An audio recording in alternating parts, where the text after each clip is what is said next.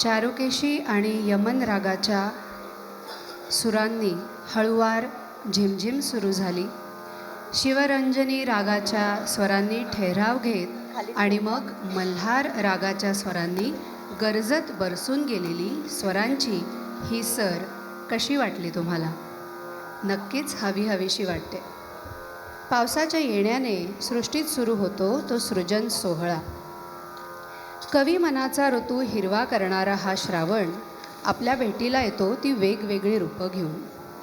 आजच्या तरुणाईला श्रावण कसा वाटतो ते कवी सौमित्र अर्थात किशोर कदम यांनी खूप छान मांडलं आहे. ऐकूयात. ते म्हणतात, त्याला पाऊस आवडत नाही, तिला पाऊस आवडतो. ढग दाटून आल्यावर तो तिच्या तावडीत सापडतो.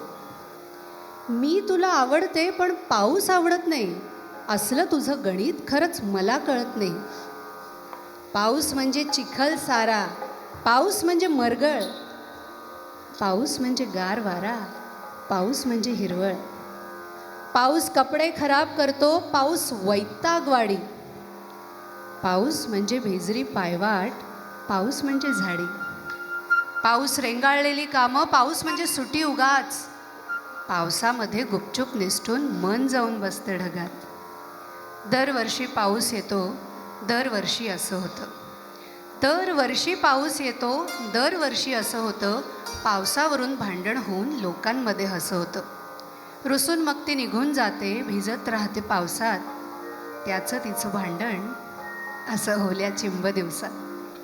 ही होती त्याची आणि तिची श्रावण कथा. ऐकूया माझ्या मैत्रिणींना श्रावणाच्या काय आठवणी आहेत ते. आनंद घेऊया या श्रावण सरींचा.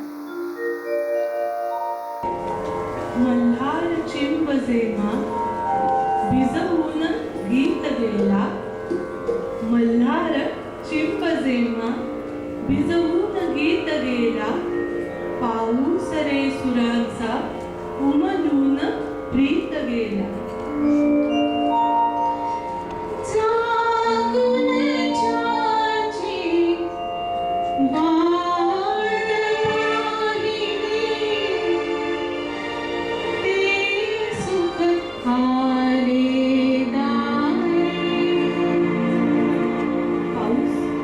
पाऊस म्हणजे हिरवीगार सृष्टी, पाऊस म्हणजे रंगांची उधळण.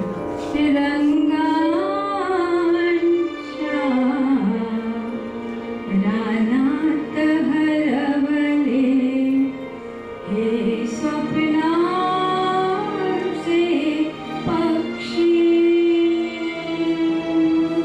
ऐकून मेघाने भरधाव कृष्ण काळे, ऐकून मेघाले भरधाव कृष्ण काळे. वारा जसा सुगंधी मज मन तरीत गे.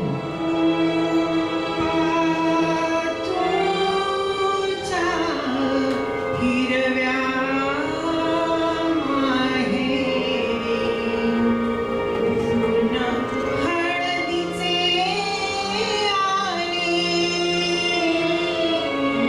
पाऊस, पाऊस म्हणजे ओथंबलेला आभाळ. पाऊस म्हणजे बिजलीचं नृत्य. पाऊस म्हणजे इंद्रधनुची कमान आणि पाऊस म्हणजे चैतन्य.